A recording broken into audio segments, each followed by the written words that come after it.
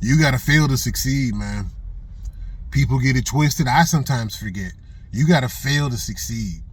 If I could tell the younger generation, if I could give them some advice, if you haven't failed at something, you haven't succeeded at something. You have to fail first in order to succeed at it. You take a shot, the first time you pick up a basketball and you take a shot and you make it, that don't make you a good basketball player. It's only from missing them that you realize the skill and the effort and the commitment it takes to make them. Even Michael Jordan himself is like, what did he say? You have no idea how many baskets, how many game winners I've missed. You just remember the ones I made.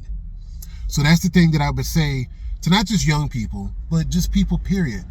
I have to remind myself this sometimes. You have to fail to succeed. You have to be humbled in order to get elevated. You have to get knocked down in order to stand up. And it has to happen that way first. It has to happen that way first. There's a lot of young people, and I used to notice this when I was younger. I'm a young Gen-Xer, still in my 40s at the moment. Clock is ticking. But I remember being younger, watching music videos, different people, maybe just out and about in the hood, different places. People want to put on their best shine in all of the music videos and this and that. They showing you how lavish they live, how good they got it, making you want to be them. No, damn that. Damn that. I've always been more interested in, and there's more meat on the bone, to the stories where people have failed. You want to start succeeding? Take someone that you highly respect. You really, really respect this person and what they do, and then find out what they have failed at. Find out how they failed at it, how it hit them, how they felt, and how they started to try to piece things together. And that is the beginning. That's the beginning seeds of you planting on how to succeed. I find it so much more intriguing, and this isn't just because I'm older. This was me when I was younger. I don't want to see you pouring champagne on the honeys. I don't want to see you driving the nice cars. I don't want to see you making it rain in the club. I don't want to see you at the top, because that's advertising. That's a show. That's not necessarily real. What's real is the climb. What's real is the come up. What's real is you trying to make it and then get knocked down, and coming back and then get knocked down. That persistence, where you came from, your story, that's what's real. So you got a lot of young people, a generation, just being raw about it, you got a generation kind of up under me, and part of my generation that just came up thinking that either success is going to be handed to them, success is right around the corner, success doesn't require hard work and effort and persistence and commitment, and they just want to wait for that moment where they can pour champagne and pop bottles and live like the world is theirs. I've always been someone, I've said this to my kids, I've said this to different other younger people. Find out how someone failed. And that is where you'll begin to see how they succeeded. Because one, they didn't quit. Even if they got so discouraged that in that moment they did quit. Obviously they didn't, because now you know them. They then eventually became successful. Everybody that you admire, everybody that you think is on some elevated level, has more than a dozen stories, times, moments when they felt like they wasn't shit. When they felt like they couldn't do it. They felt like they couldn't make it.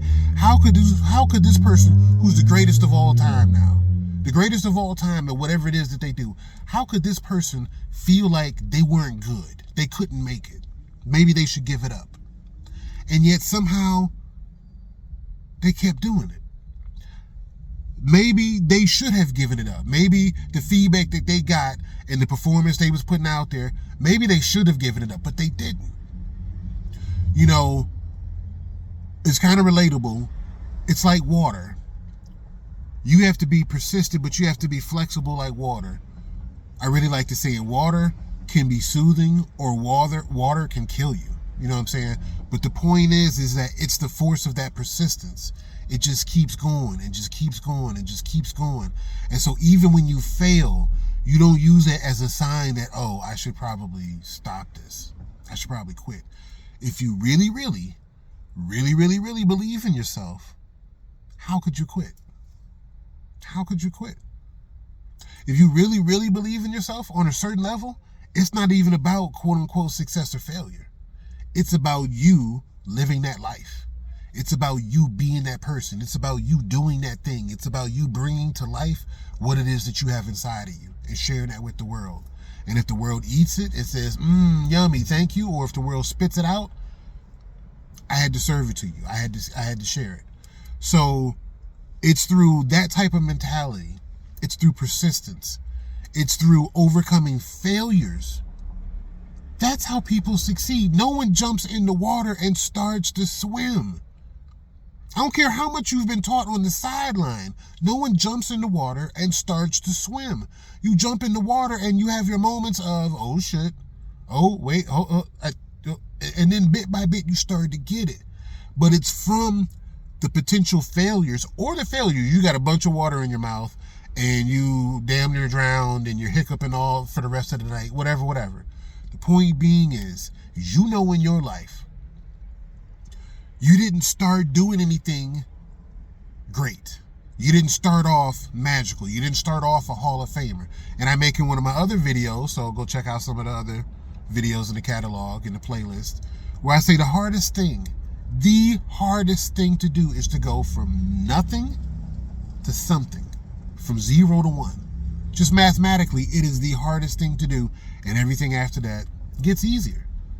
So, but the point being is that you have to really ingrain in yourself, and I say I have to remind myself of this many, many times. You want to be in your comfort zone.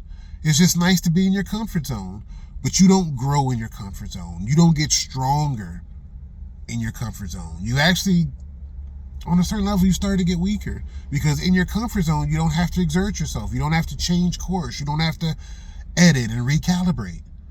But when you step outside of that shell, when you step outside of your comfort zone, when you, I won't necessarily say do new things, but when you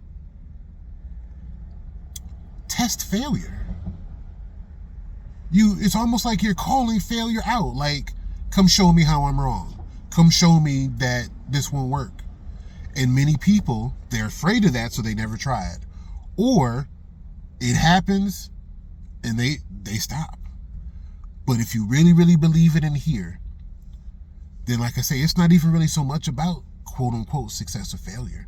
It's about commitment. It's about persistence. It's about authenticity. So, but those people with enough thick skin to try it, with enough thick skin to get through the rejection, to get through the setbacks, to get through the failure, those people are the ones that we look up at on the big screen, the little screen, you know. Those are the people that we look at and go, wow, how do they do that? Or we look at them and we go, in the back of our head, we're thinking like, I could do that. No, you couldn't. If you're not willing to go through the failures that they went through, no, you couldn't. Everybody that we look up to in a certain way, especially celebrities, they have all been humbled. All been humbled. You like some famous comedian, you laugh at all of his or her jokes, they have had times where they've bombed. They've had times where they've had people tell them, no, give it up. This ain't you. And they had to take that, swallow it, and then use it. You know what I'm saying? You use that, turn it into fire, turn it into motivation, in whatever way. But like, they have to take it.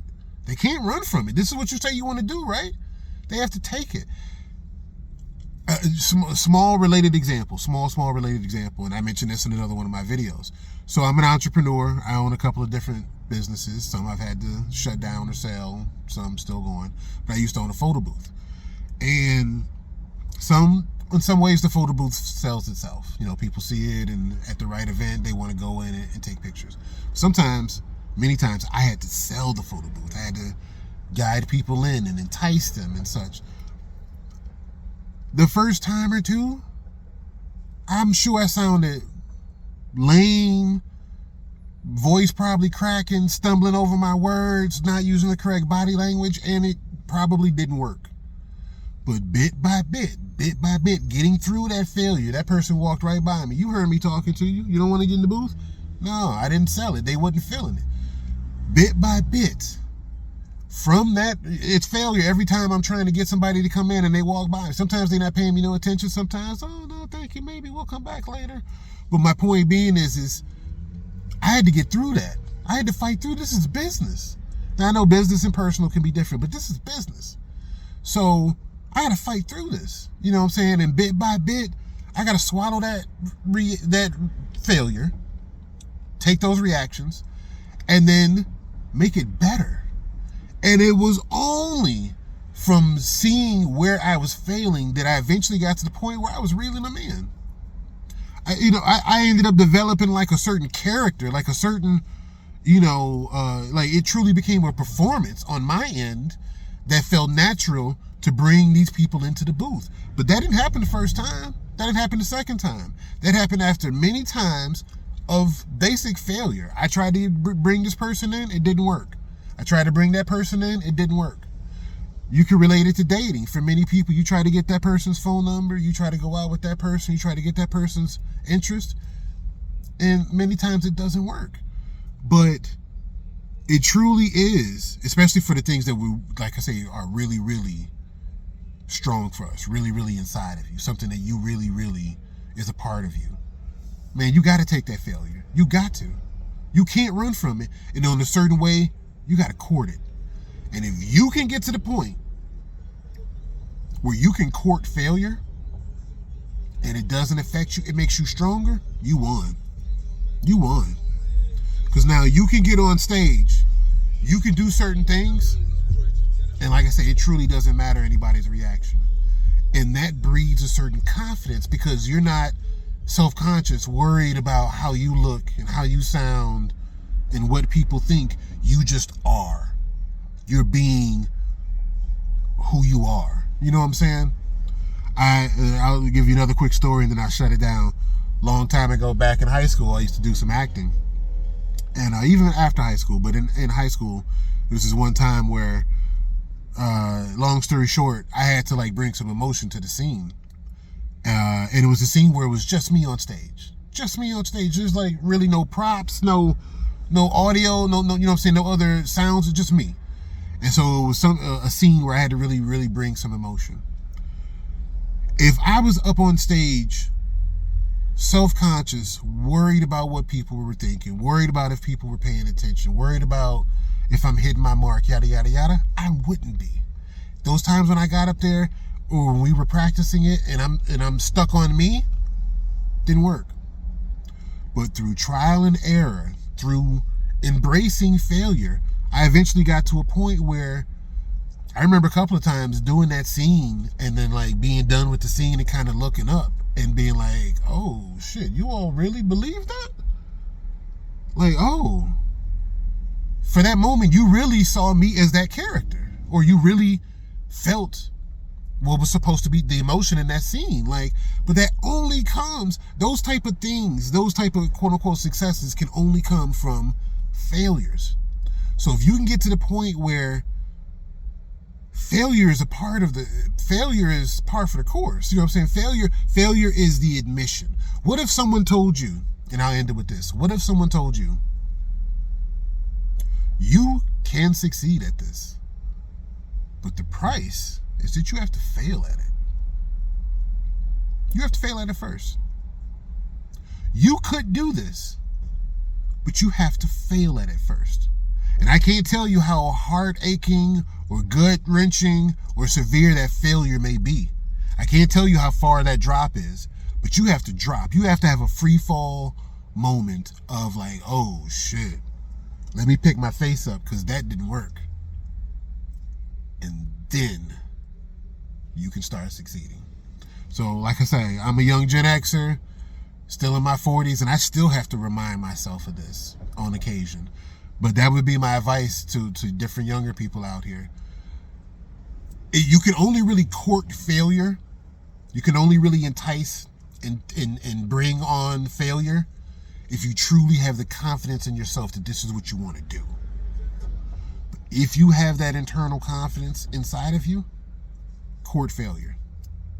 Go seek out the people that you really, really admire and respect and find out the ways that they responded to failure. And that will be the beginning of how you start succeeding. It's worked for me. I think it will work for you.